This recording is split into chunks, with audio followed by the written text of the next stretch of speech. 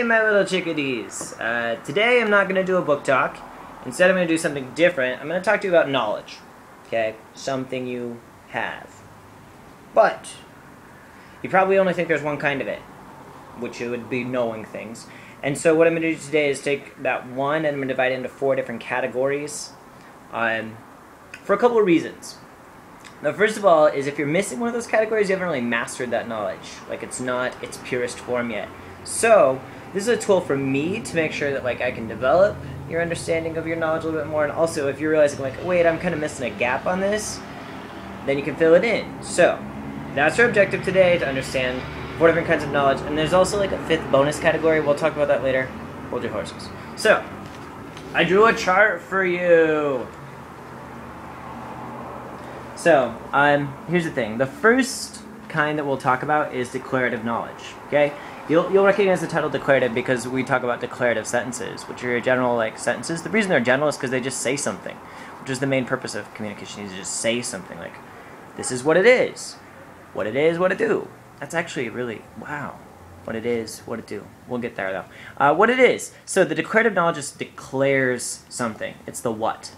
And we divide that into 2 sets. There's form and substance. Form is like the shape it takes, substance is what's in it. So, if you're the form, it's like what type of a thing it is.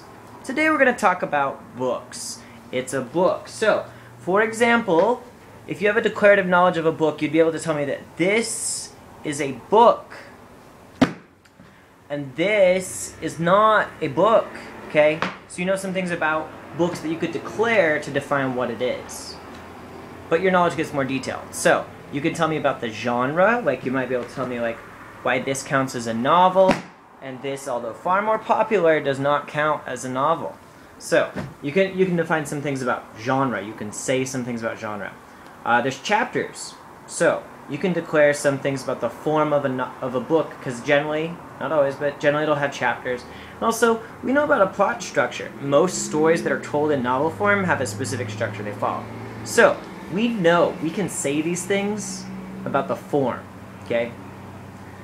The next is the substance. So substance explores what's in the book, the point of view, the characters, the conflict, the setting.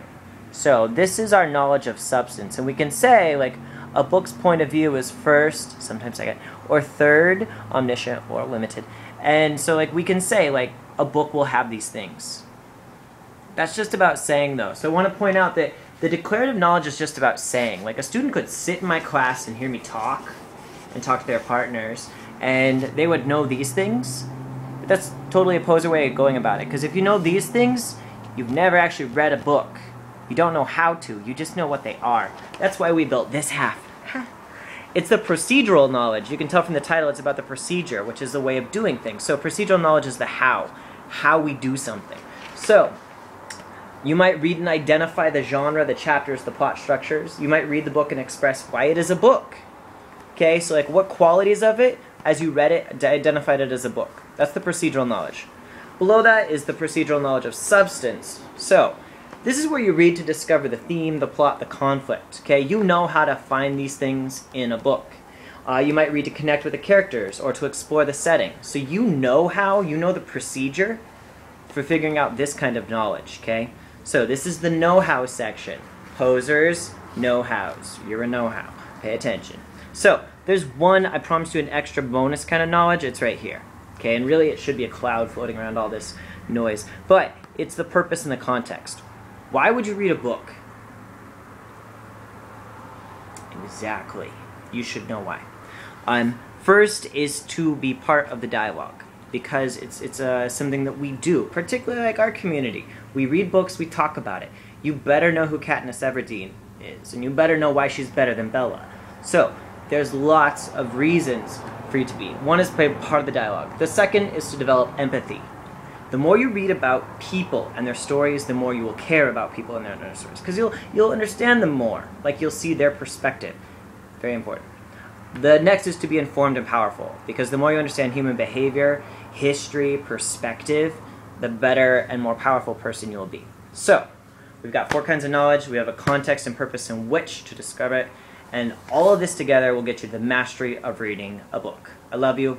I love my job. More later.